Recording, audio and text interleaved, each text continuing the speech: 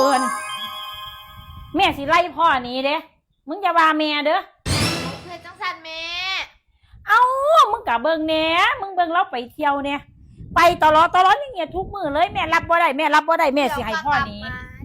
กลับมาซุมื้อนั่นล่ะแต่แม่สิดัดนิสัยบ่ได้เพราะว่าพ่อไปเด้อบ้านพ่อบ้านแม่เราก็มีให้เราขึ้นไปอยู่บ้านพ่อบ้านแม่เราจะเข้าบ่ไหวกลับอย่างงี้ซุมื้อแม่รับบ่ได้มึงก็เห็นว่าพ้องเป็นแบบใดมึงก็เห็นมาแล้วมาแล้วติมาแล้วครับ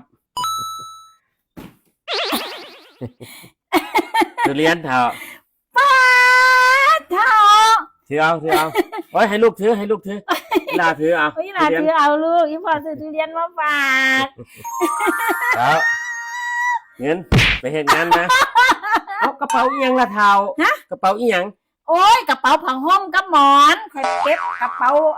ฮับผ้าห่มใส่หมอนไว้แล้วข่อยสิวางไว้ทั้งตู้พ่อสิแม่บ่แม่นเสียผาเจ้าดอกเทาข่อยเอาหมอนแล้วก็ผ้าห่มพับไว้เรื่องหลังตู้เพื่อสิเก็บไว้ให้มันเป็นระเบียบเรียบร้อยทุเรียนเถาทุเรียนจ้าอาบน้ำกันเด้อขอบคุณเด้อค่ะอาบน้ำกันอาบน้ำไปเทาตัวสิไร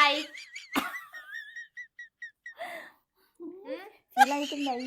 พ่อมึงซื้อบักทุเรียนมาให้นี่เห็นบ่นี่ดีก็จังหยังนี่ได้ฮอดเงินได้ฮอดทุเรียนกินมาเพื่อนลืมเลยนะของคือโอ้ย